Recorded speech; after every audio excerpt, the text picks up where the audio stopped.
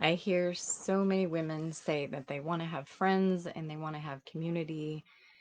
And then I hear just as many women saying, excuse me, saying that they can't find it, that they're trying and it's just not working. So, why is building community so hard? I'm going to be talking about that more. So, today I want to focus just on one reason. We're going to focus on the fear. So, I'm a Cove and I host this group, the Emotionally Healthy Mom, because I have a passion for Christian women to be emotionally healthy so that they can improve their relationships with God, with themselves, and with others. And I do this group. I also do coaching in group settings and one-on-one. I have some courses. This is my passion. So I'm constantly creating things, um, hoping to find and create things that are the tools that you need to have the emotional health that you're looking for. So, if we want community so badly, why? Why is it so hard? Why doesn't it just happen naturally? If we need it, we're made for it, and we want it. There's other women that want it. So, how can it be so hard? Um, so, the reason that I wanted to look at fear today is because fear is something we can do something about. Our own fears, our own, like what's going on inside of us. We can do something about that. We can't do anything about the other people who we might sometimes want to blame for making building community and having friends and relationship hard. But we can do stuff about what's going on in us. So, um, I think our fear mostly shows up in insecurities, all those what ifs. And so, like I said, we're just going to start there because you can do something about that.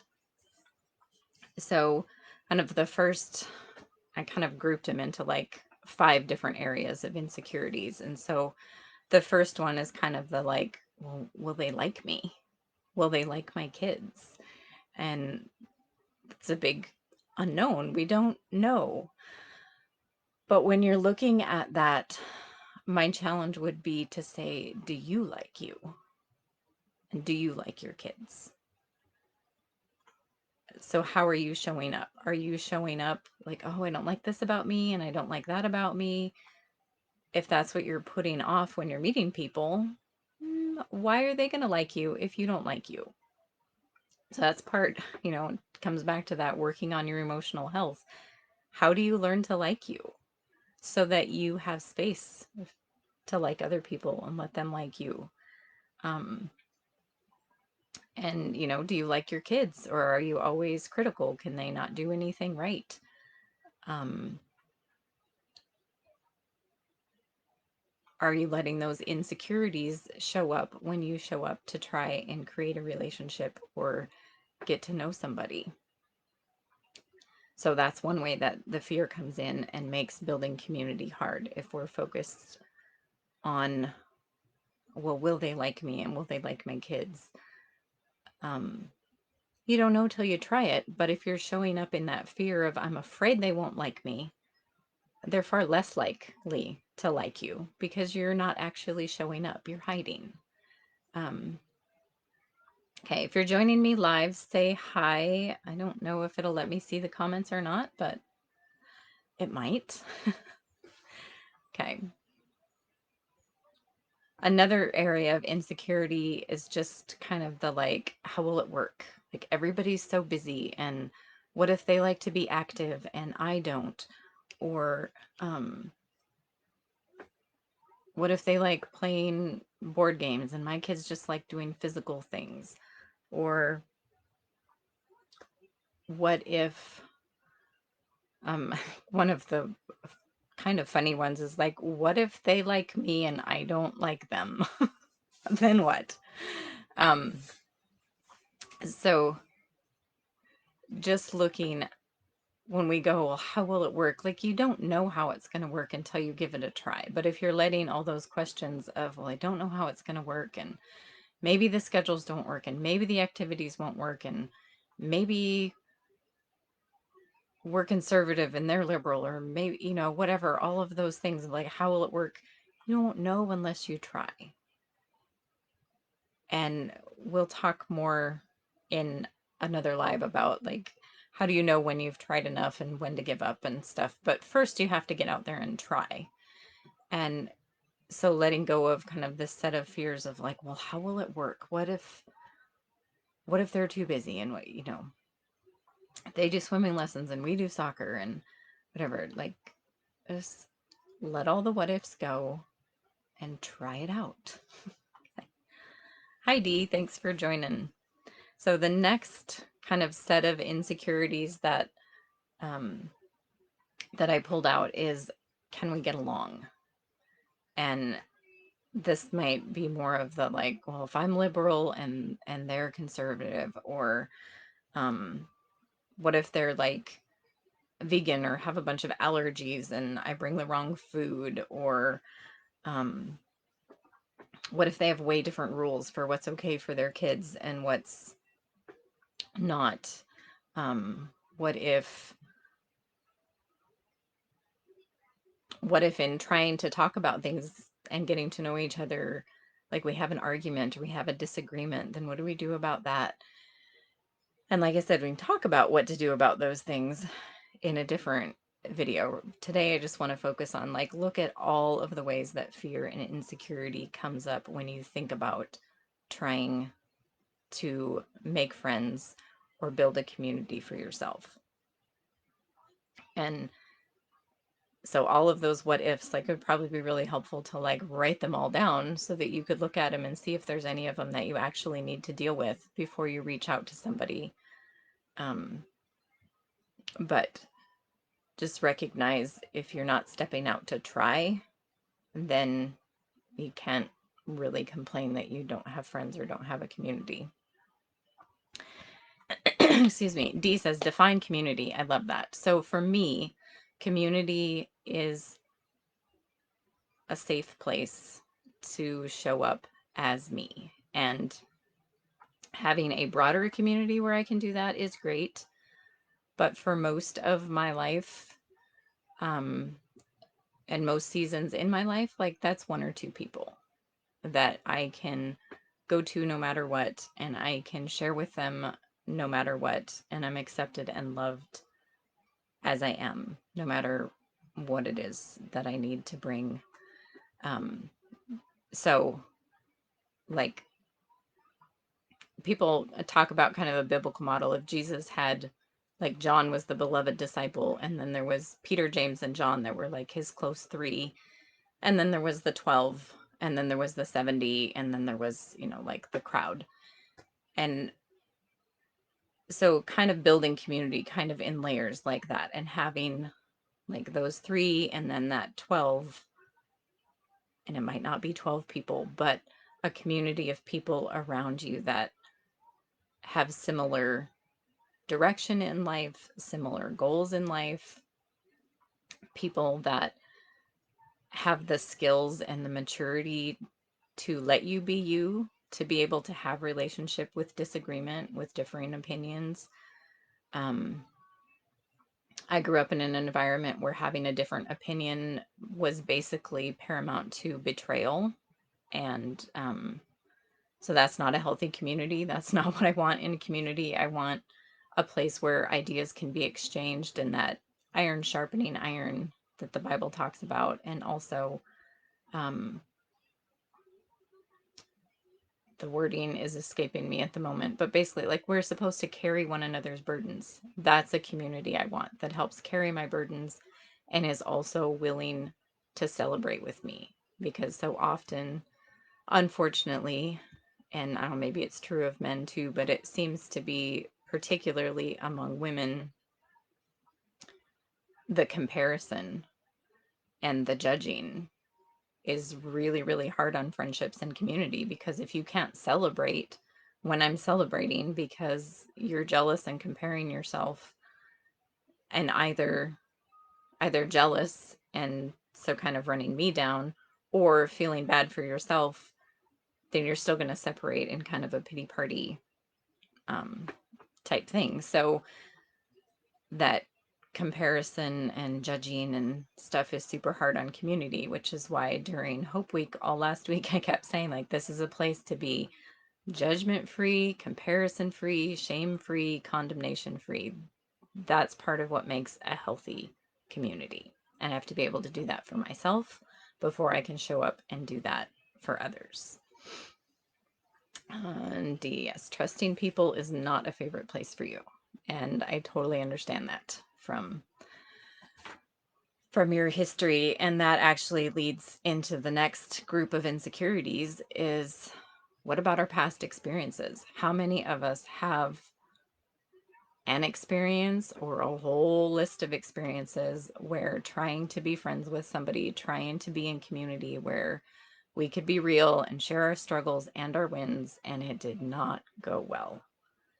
So those are legitimate fears and legitimate concerns. And like I said, we'll talk about how to kind of navigate that and stepping out again and figuring out who you can trust and how to trust, um, and stuff like that. But so you can think of, those experiences where like you just leave exhausted, or you get away from the friend or the group or whatever, and all of a sudden stuff starts coming up of like, oh, like they were actually making fun of me there, or, and some of those things need to be verified. Some of those things we're making up in our heads, but um or you're visiting with the mom, but then your kids come home crying because somebody was pulling their hair, or they were calling them names, or not taking turns, or just um things like that. Or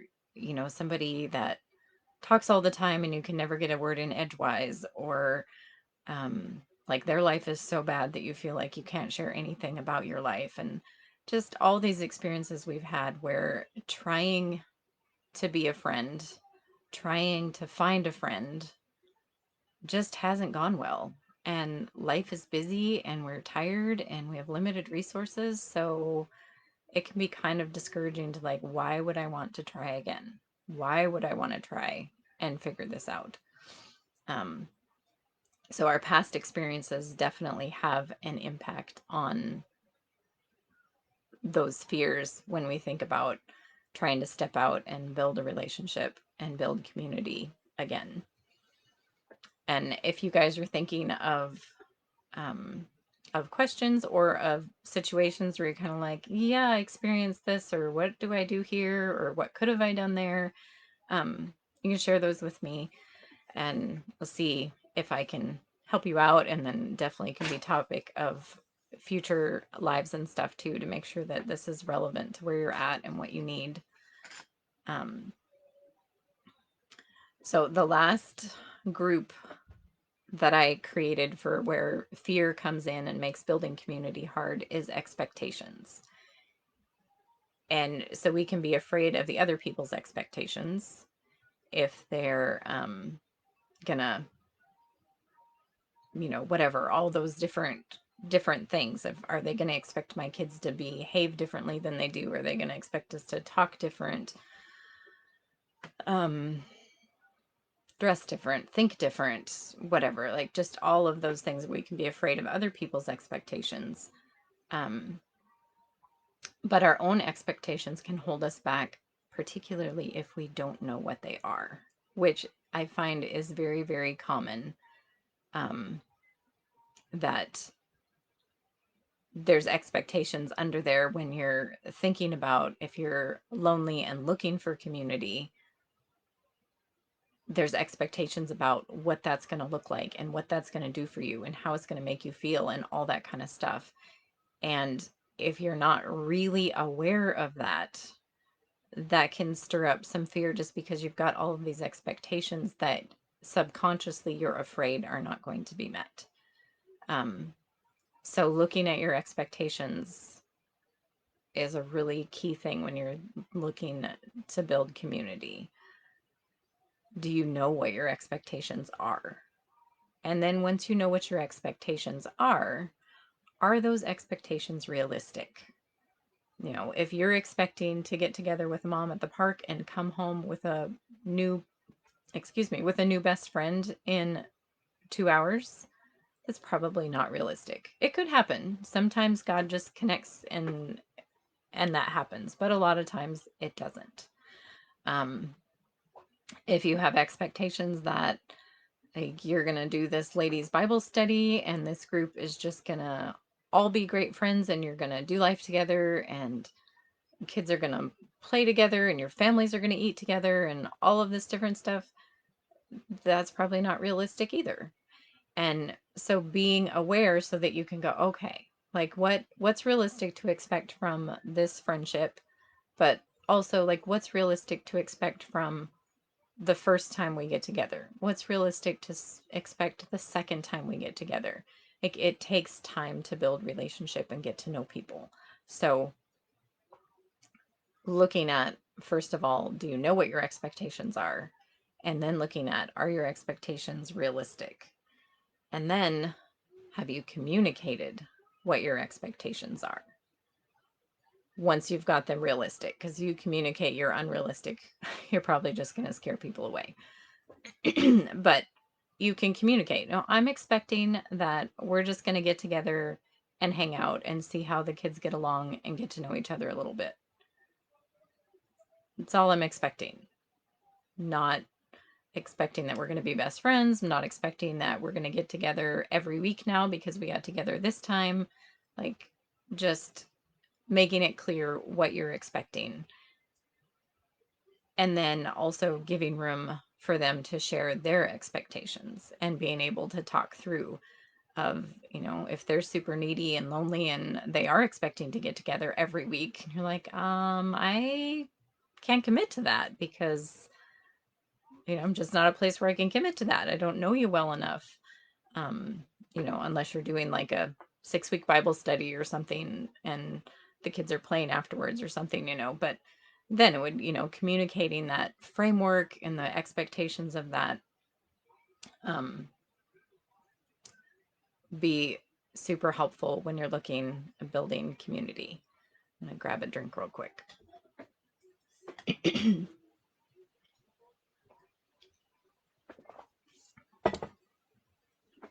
Okay, Dee says it is safer to keep to myself. In a way, it is, and you can always choose that. It's safer and it's lonelier.